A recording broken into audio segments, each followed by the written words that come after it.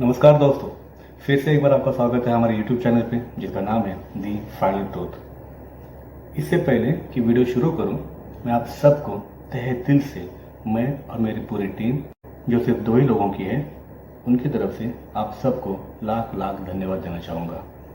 आपने जिस तरह से हमारे चैनल को प्यार किया है, हमारे चैनल को पसंद किया है, वो एक बेमिसाल है। हमारी अपेक्षा से बहुत जल्द ही आपने हमें पसंद करना शुरू किया है। इसके लिए आप सभी दर्शकों का तहे दिल से मैं धन्यवाद कहना चाहूँगा। इस वीडियो में आपको थोड़ी सी ऑडियो की तकलीफ हो सकती है, उसके लिए मैं खेद व्यक्त करता हूँ और आशा करता हूँ कि आपको ये भी वीडियो पसंद आए। इस थोड़ी सी तकलीफ के बाद भी आप इसे देखेंगे, पसंद करेंगे और हमेशा की तरह हमारे चैनल को लाइक ज़रूर करेंगे और सब्सक्राइब भी करेंगे। और साथ ही में मैं आपको ये बताना चाहूँगा कि हमारा परिवार अब धीरे धीरे करके बढ़ रहा है। ये बहुत बड़ा परिवार होता जा रहा है और इसमें आप सभी का स्वागत है। आप हमारे साथ ऐसे ही जुड़े रहिए, हम आपके लिए अच्छे कंटेंट लेके आते रहेंगे। तो आज का वीडियो किस टॉपिक पे है? आज का वीडियो उसी टॉपिक पे है जिस वीडियो को आपने ढेर सारा प्यार किया है, बहुत ज़्यादा पसंद किया है, बहुत ज़्यादा व्यूज़ है उसके हमारे लिए और पॉजिटिव कमेंट्स तो बहुत सारी है, लेकिन कुछ नेगेटिव कमेंट्स भी है, वो होनी चाहिए। और उसमें एक नेगेटिव कमेंट ये थी कि आपको स्टडी नहीं है या फिर आपका रिसर्च नहीं है। उससे पहले मैं एक बात क्लियर कर दूं, वो वीडियो जो मैंने बनाया था वो सिर्फ आधे घंटे में बनाया था। तो मैंने वो वीडियो क्यों बनाया था उसकी थोड़ी पार्श्वभूमि जान लेते हैं और किस सिचुएशन में बनाया था। वो वीडियो मैंने बनाया था 15 अगस्त को, जिस दिन एक कंपनी ने अपनी एक इलेक्ट्रिक स्कूटर लॉन्च की थी, वो भी बहुत सारे जोर शोर के साथ। उसके पहले 1 महीने से उसकी एडवर्टाइजिंग चल रही थी कि इस कंपनी की इलेक्ट्रिक स्कूटर आने वाली है, उस कंपनी की इलेक्ट्रिक स्कूटर आने वाली है, और आखिर 15 अगस्त को वो मार्केट में आ गई थी। तो उस दिन वो लॉन्च होने के बाद मैंने गूगल पे जाके उसकी प्राइजेस देखी, न्यूज़ पे उसकी कीमतें सुनी और फिर उसके साथ मैंने और इलेक्ट्रिक बाइक्स की, स्कूटर की कीमतें कंपेयर करना शुरू किया। और सच मानिए तो मेरा थोड़ा सा दिमाग वहीं पे घूम गया था, क्योंकि इलेक्ट्रिक स्कूटर पोल्यूशन बचाना है, प्रदूषण बचाना है, प्रदूषण कम करना है, पर्यावरण को बचाना है, पेट्रोल डीजल से निर्भरता कम करनी है, हम ये कर रहे हैं, हम वो कर रहे हैं, हम सब्सिडी दे रहे हैं, हम फेम 1, फेम 2, फेम 3 न जाने क्या क्या क्या।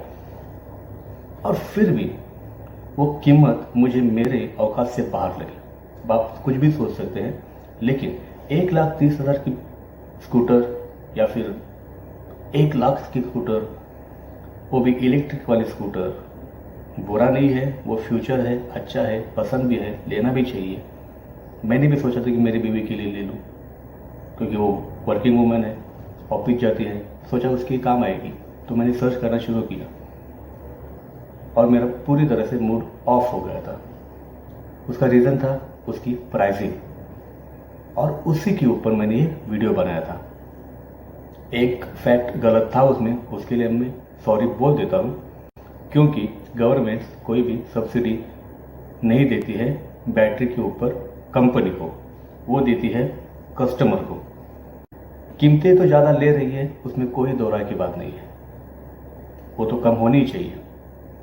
इस वीडियो में मेरा रिसर्च नहीं है या फिर मैं फैक्ट पे बात नहीं करता, इसके ऊपर बात करूँगा।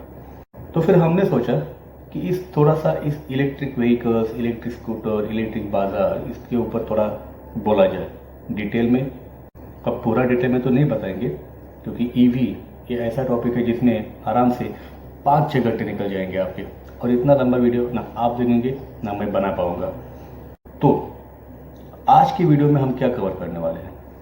आज के इस वीडियो में मैं कवर करने वाला हूँ इलेक्ट्रिक व्हीकल का थोड़ा सा इतिहास। बहुत दूर नहीं जाऊँगा, ना कुछ ज़्यादा डिटेल में बताऊँगा, क्योंकि मेरा रिसर्च है, मेरे पास नोट्स रहते हैं, स्क्रिप्ट रहते हैं, लेकिन टाइम के अभाव में वो हम पूरा शेयर नहीं कर सकते। तो थोड़ा सा इतिहास वो देखेंगे, उसके बाद बाकी की दुनिया और भारत, उसमें क्या कंपैरिजन है वो करेंगे। बाद में भारत में इलेक्ट्रिसिटी की दिक्कतें और इलेक्ट्रिक व्हीकल का इतिहास और प्रेजेंट और आने वाली समस्या, उसके ऊपर बात करेंगे, और फिर से वही प्राइसिंग के ऊपर आएंगे। तो बने रहिए हमारे साथ इस वीडियो में। आखिर तक देखिए, बहुत ही अच्छी जानकारियाँ आपको मिलने वाली है। तो चलिए फिर शुरू करते हैं आज की इस वीडियो को।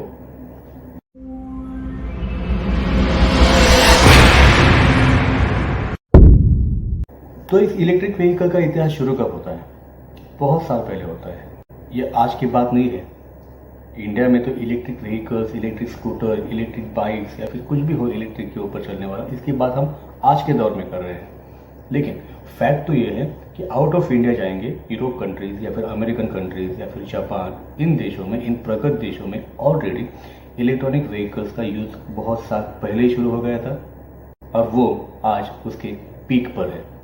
बहुत सारे देश तो ऐसे हैं जैसे स्विट्जरलैंड हो गया या फिर फ्रांस हो गया या फिर स्वीडन, इन जैसे देश अभी इलेक्ट्रिक व्हीकल्स को ही प्रमोट कर रहे हैं।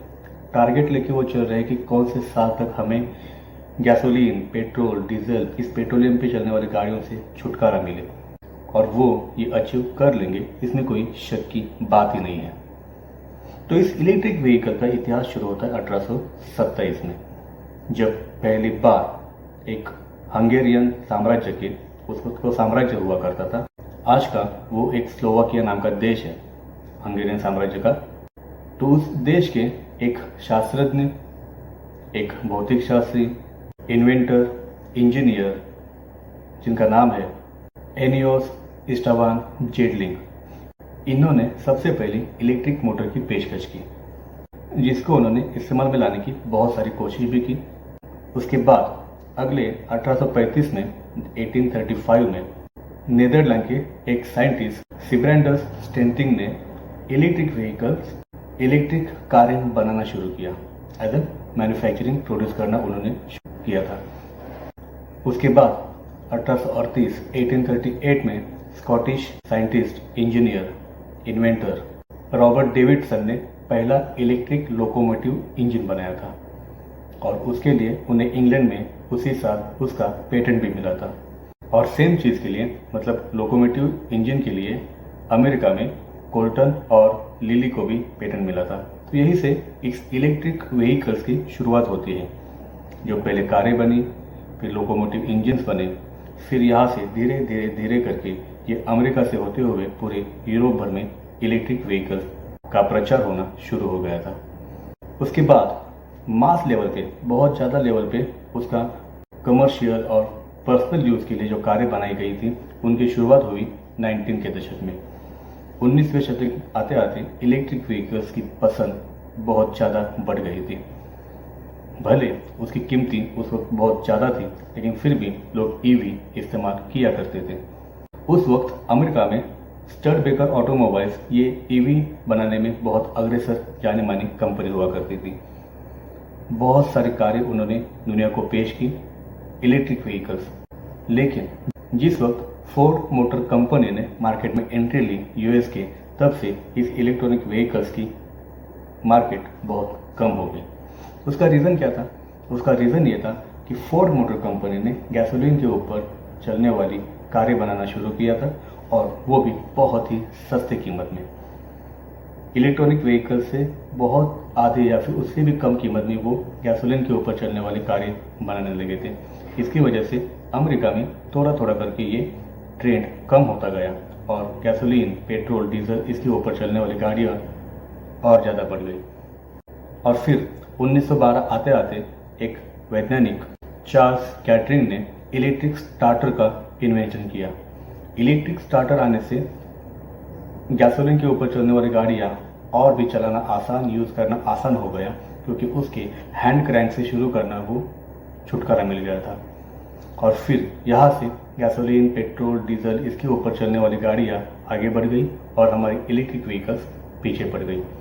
अब मैं जब ये इलेक्ट्रिक व्हीकल्स का इतिहास बता रहा हूँ, तो उसमें European countries, America, USA, Russia या फिर और बहुत सारे देश हो सकते हैं, लेकिन उसमें भारत का नाम नहीं होगा, क्योंकि 1830, 1828, 1835, 1900, इन दशकों में, इन शतकों में भारत क्या था ये आप भी जानते हैं।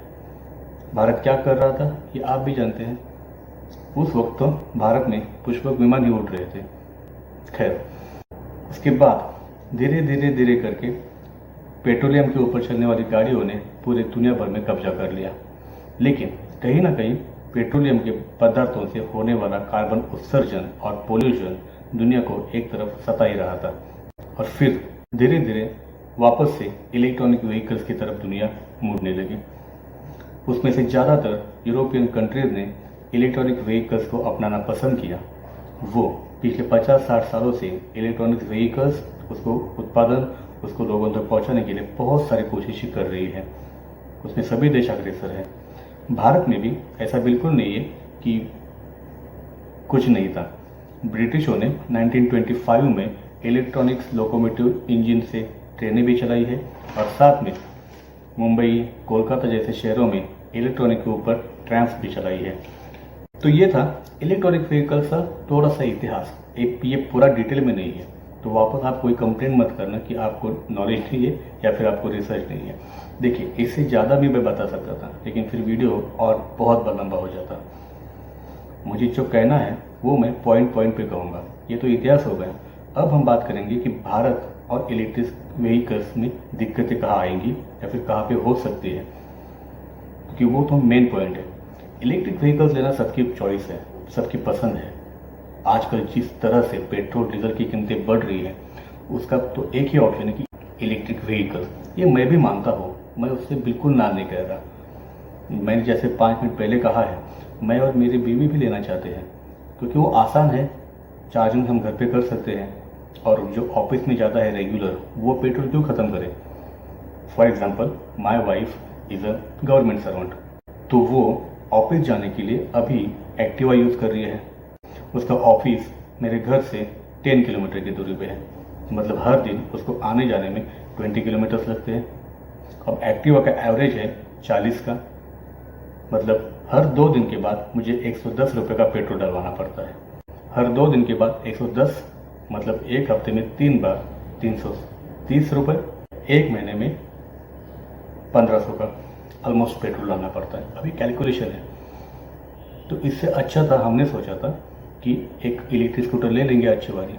तो दिक्कत वही है ना जो मैं बार बार कह रहा हूँ कि प्राइसिंग। चलिए, इस प्राइसिंग के मुद्दे को हम आखिर में रखते हैं। उसके पहले एक और पॉइंट पे हम बात करेंगे कि भारत में इलेक्ट्रिक व्हीकल्स दिक्कतें क्यों आएंगी, क्यों आने वाली है। शुरू करते हैं पॉइंट पहला, वो सबसे इम्पोर्टेंट है। अब इलेक्ट्रिक व्हीकल्स, इलेक्ट्रिक कारें, electric scooter, electric buses, electric bikes, जो भी हो इलेक्ट्रिक पे चलने वाला, हम क्यों ले रहे हैं? हम ले रहे हैं ताकि पेट्रोल डीजल की कीमतों से छुटकारा मिले, वो तो है ही, लेकिन पर्यावरण की रक्षा हो जाए, ये मेन पॉइंट है। अब पर्यावरण की रक्षा करने के लिए हम अगर इलेक्ट्रिक व्हीकल्स ले रहे हैं, तो जाहिर सी बात है, इलेक्ट्रिक व्हीकल आएगा तो इलेक्ट्रिसिटी की डिमांड बढ़ेगी, चार्जिंग स्टेशंस लगेंगे, बहुत सारे लोग अचानक अगर इलेक्ट्रिसिटी यूज़ करने लगेंगे तो उसकी डिमांड बढ़ेगी, डिमांड बढ़ेगी तो उसको सप्लाई बढ़ाना पड़ेगा, और सप्लाई बढ़ाने के लिए उसका प्रोडक्शन करना पड़ेगा। तो इंडिया में इस वक्त इलेक्ट्रिसिटी का प्रोडक्शन होता है कोल बर्निंग से। जी हाँ, कोयले से इलेक्ट्रिसिटी बनाते हैं हम। अब कोयला अगर जलाएंगे तो होगा क्या? पोल्यूशन ही होगा। तो वो पोल्यूशन कम करने के लिए हम इस पोल्यूशन को बढ़ाने वाले हैं। सोचिए, आज हमारे देश की 80% इलेक्ट्रिसिटी की नीड, ज़रूरत कोयले से ही होती है। तो हम उसी कोयले से बनी हुई इलेक्ट्रिसिटी यूज़ करेंगे बाइक को चार्ज करने के लिए। कोई लॉजिक इसमें बिल्कुल नहीं है। तो हमें क्या करना चाहिए? इलेक्ट्रिसिटी इलेक्ट्रिक व्हीकल्स को बढ़ावा देने से पहले हमारी इलेक्ट्रिसिटी की ज़रूरत को पूरा करना पड़ेगा, वो भी प्रॉपर वे से। न्यूक्लियर प्लांट्स हो सकते हैं, इसमें वाटरफॉल से हो सकते हैं, या फिर हवा के जरिए, जिसको हम पवन चक्की कहते हैं, उससे जरिए हम बिजली तैयार कर सकते हैं। ऐसे ढेर सारे हैं जिसके रास्ते हम इलेक्ट्रिसिटी तैयार कर सकते हैं, बस कोयले को छोड़ के। क्योंकि जितना कोयले का इस्तेमाल होगा उतना पोल्यूशन और बढ़ेगा। तो वो पोल्यूशन, कारों, बाइक की वजह से होने वाला पोल्यूशन कम करने के लिए हम इस पोल्यूशन को तो बिल्कुल नहीं बढ़ा सकते। ये पहला पॉइंट। दूसरे फैक्ट पे आते हैं। इलेक्ट्रिक स्कूटर, इलेक्ट्रिक बाइक या फिर कार जो भी हो, वो चलने के लिए चार्जिंग स्टेशन चाहिए। आप घर में कितना चार्ज करोगे? मान लीजिए एक स्कूटर जो 110 किलोमीटर की रेंज देती है, बाई चांस मैं कभी 110 किलोमीटर के ऊपर गया और बीच में किधर स्कूटर बंद पड़ गई तो क्या करूँगा?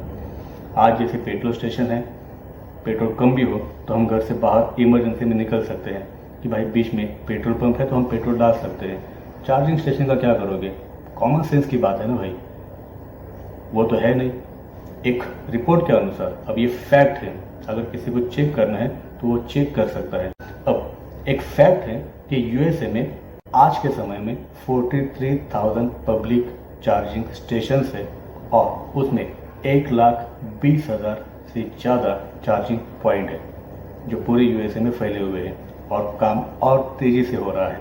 तो शायद अगले 2-3 साल में ये संख्या, चार्जिंग पॉइंट्स की संख्या 5 या 6 लाख तक आराम से जाएगी।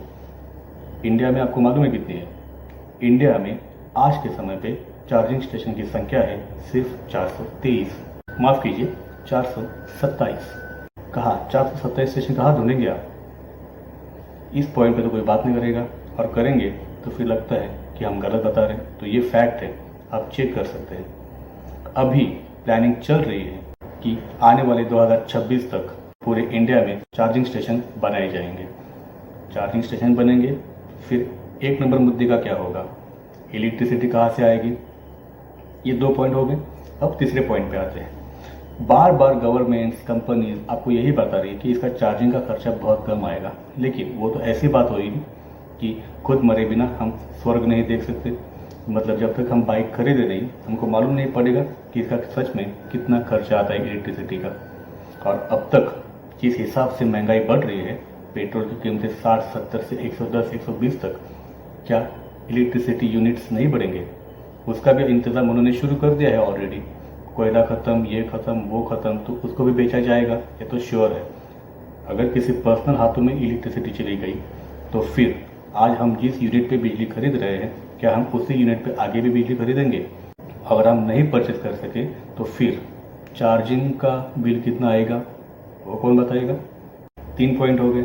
चौथा पॉइंट, इंडिया में एक सर्वे के अनुसार हर साल 1 करोड़ से ज़्यादा मोटर बाइक्स बेची जाती है।